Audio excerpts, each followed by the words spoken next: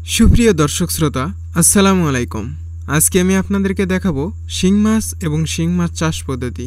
তাহলে চলুন ভিডিওটি সম্পূর্ণ দেখে নেওয়া যাক। শিং মাছকে দুই নামে ডাকা হয়। এক নম্বর হচ্ছে শিং মাছ এবং কানস মাছ। গ্রামের ভাষায় এই মাছকে কানস মাছ বলে থাকে।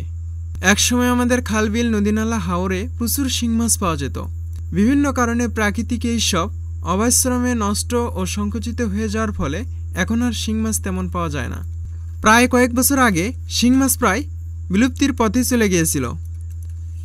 আসার কথা হলো এই যে বাংলাদেশের মৎস্য খামারি তারা কৃত্রিম প্রজননের মাধ্যমে পোনা উৎপাদন করে থাকে এবং শিং মাছকে বিলুপ্তির হাত থেকে রক্ষা করে।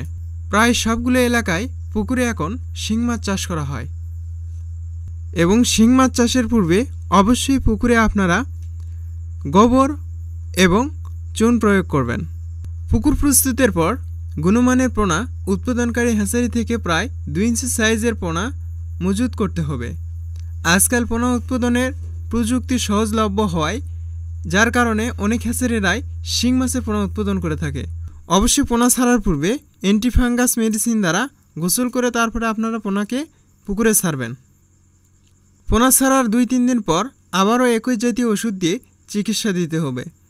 এতে শিং মাছের পোনা মজুদের পর আর কোনো রোগবালাই আসবে না। শিং মাছ এককভাবে বা মিশ্রভাবে চাষ করা যায়। মিশ্রভাবে চাষ করতে হলে কার্প জাতীয় মাছের সাথে প্রতি শতাংশে 30টি পর্যন্ত আঙুল সাইজের শিং মাছের পোনা ছাড়তে হবে। পোনা মজুদের সময় পোনাকে অ্যান্টিফাঙ্গাস মেডিসিন দ্বারা গোসল করাতে হবে। এরপরে পুকুরে ছাড়তে হবে। কার্প জাতীয় মাছ ছাড়া তেলাপিয়া এবং পাঙ্গাসের সাথে শিং মাছ চাষ করা যায়। সেক্ষেত্রে প্রতি শতাংশে 50টি পর্যন্ত শিং মাছের পোনা মিশ্র ছাড়া যায়। কার্প জাতীয় বা তেলাপিয়া পাঙ্গাসের সাথে শিং মাছ চাষ করলে বাড়তি খাবারের প্রয়োজন হয় না। পুকুরের তলায় উচ্ছিষ্ট খাবার খেয়েই এরা বড় হয়ে থাকে। শিং মাছের খাবার প্রয়োগ পদ্ধতি। পুকুরের শিং মাছের পোনা মজুদের প্রথম 10 দিন দৈনিক মাছের ওজনের 20% খাবার প্রয়োগ করতে হয়।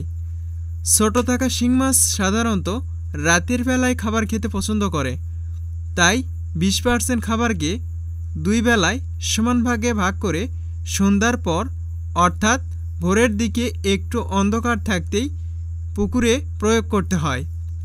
মাছ মজুদের পরের 10 দিন 15% হারে এবং পরের 10 দিন মাছের ওজনের 10% হারে পুকুরে খাবার প্রয়োগ করতে হয়। একই নিয়মে এইভাবে 1 মাস খাবার প্রয়োগ করার পর 5% হারে পুকুরে খাবার দিতে হবে। শিং মাছ ছোট থাকা অবস্থায় 3 ইঞ্চির মতো সাইজ হওয়ার সাথে সাথে দিনের বেলায় খাবার দিতে হবে। সন্ধ্যার পর যে খাবার দেওয়া হয় সেটি সন্ধ্যার একটু আগে এগিয়ে আনতে হবে। এভাবে আস্তে আস্তে বিকেলে দিতে হবে। অন্যদিকে ভোরবেলায় খাবার এমনই করে 9টা-10টার দিকে পিছিয়ে নিতে হবে। শিং মাছের ওজন 15 গ্রাম হলে 3%-এর অধিক খাবার দেওয়া মোটেই ঠিক নয় এবং বিক্রির আগ পর্যন্ত এই নিয়ম বজায় রাখতে হবে। পুকুরে বেশি পরিমাণ খাবার দিলে পানি নষ্ট হয়ে যেতে পারে। শিং মাছ আহরণ পদ্ধতি। অন্যান্য মাছ জাল টেনে ধরা গেলেও শিং মাছ জাল টেনে ধরা যায় না। শিং মাছ ধরতে হলে শেষ রাতের দিকে পুকুর সেচ দিয়ে শুকিয়ে ফেলতে হবে। শিং মাছ ধরার উত্তম সময় হলো ভোরবেলার থেকে সকাল 8টা পর্যন্ত। রোদের সময় মাছ ধরলে মাছ মরে যাওয়ার সম্ভাবনা বেশি থাকে।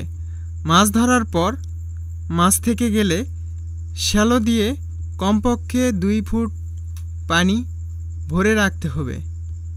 পরের দিন আবার একই নিয়মে মাছ ধরতে হবে। শিং মাছ ধরতে একটা কৌশল অবলম্বন করতে হবে। হাতে একটা প্লাস্টিকের ছাঁকুনি দিয়ে আপনি স্টিলের গামলা বা অন্য কিছু দিয়ে আপনি এই শিং মাছগুলো ধরবেন। আর এই শিং মাছের কাঁটাগুলো খুবই বিষাক্ত কাঁটা, এজন্য আপনারা সাবধানতা অবলম্বন করে এই মাছগুলো ধরবেন।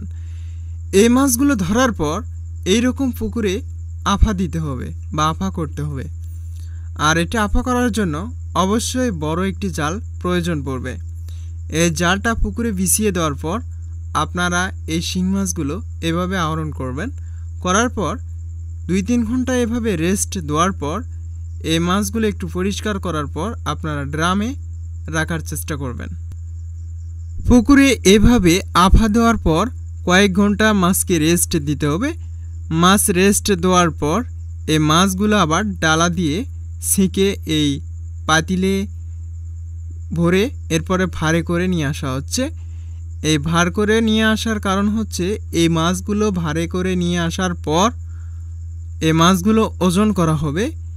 আর এই মাছগুলো ওজন করার পূর্বে অবশ্যই একটি ক্যারেটে ঢালা হবে। আর এই ভার থেকে এখন এই মাছগুলো এখন ক্যারেটে ঢালা হচ্ছে। এই ক্যারেটে মাছগুলো ঢালার পর এই পানি যেগুলো আছে পানিগুলো এই ক্যারেট থেকে সমস্ত পানি নিংড়ে যাওয়ার পর এই ক্যারেটে মাছ ঢালা সম্পন্ন হয়ে গেলে ক্যারেটটা ওজন দেওয়া হবে। আপনারা দেখতে পারতেছেন এখানে কিন্তু এই পাতিল থেকে এই মাছগুলো ক্যারেটে ঢালা হচ্ছে এবং ক্যারেট থেকে এখন এই মাছগুলো ওজন করা হবে।